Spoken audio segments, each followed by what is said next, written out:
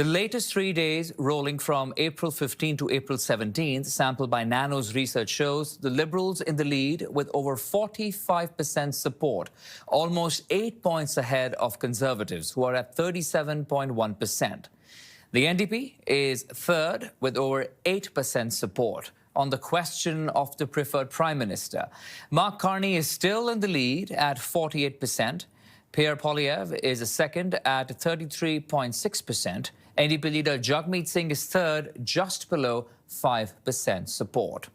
Nik Nanos is here to break down the numbers. He is the founder and chief data scientist at Nanos Research. Nik, great to have you on the show. Thank you for your time.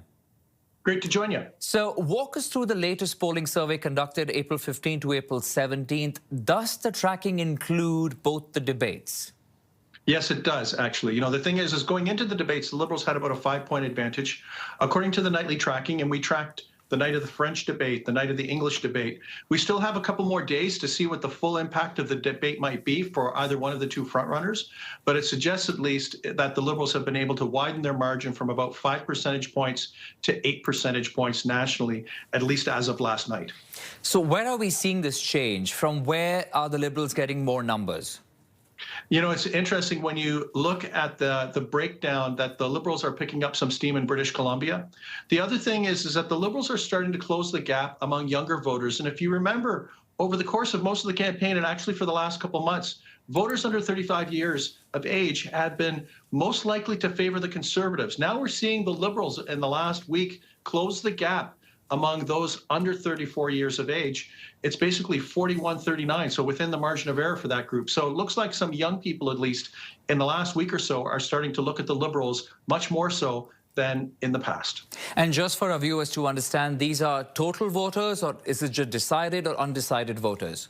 These are decided voters. And, it's important to note that about 7% of Canadians or thereabouts are undecided right now. That's a little lower than we usually see at this point in the campaign. Usually it's around 14%. It speaks to the consolidation and the focus around the two front-running parties and how many Canadians have an idea on who they're going to vote with. And there aren't a lot of persuadable voters out there, at least compared to other elections that we've done polling in. Okay, let's talk about the other big question, the question of preferred Prime Minister. There is now a wide margin between Mark Carney and Pierre Poilievre.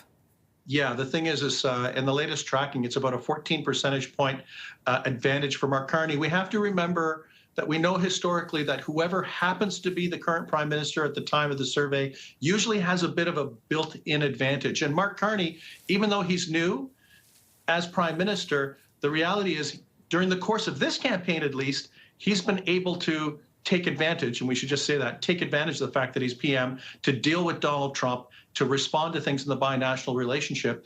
And that has probably influenced his positive scores on the preferred Prime Minister tracking. I'm also very curious to know, especially after the French debate and the little that we understand the impact the English debate has at the moment, what has been the change in numbers between both these leaders as preferred Prime Minister? Well, the thing is that when we look at the French debate, we didn't really see in the first two nights, the night of the debate of tracking and the night after the debate of tracking, a significant change in the province of Quebec. And I think a lot of people were wondering about Mark Carney's French. Was it good enough to get him through the debate? Yeah. I think the reality is what we've seen for the French debate and what likely for the English debate is that all of the leaders performed well or as expected, and that there were no knockout punches. And perhaps the debates just served to validate and reinforce inclinations that already existed in the electorate. Nik, we have just about 30 seconds left. This next week is very crucial, home stretch for the leaders. Do you think anything can happen in terms of changing these numbers drastically? Yeah, sure. Can politicians mess up? Yes, absolutely. So watch for a misstep. I think the person to watch in the next week is Pierre Poilievre, because he has to figure out a strategy in order to close the gap with the Liberals. So it's going to be interesting to see whether it's policy, whether it's advertising, or what it might be, because, right now the Liberals have the advantage, and they're probably going to just try to cruise on to the rest of the campaign without trying to make a mistake. All right. Nik Nanos, the founder and chief data scientist at Nanos Research. Nik, thank you for your time. Thank you. Bye-bye.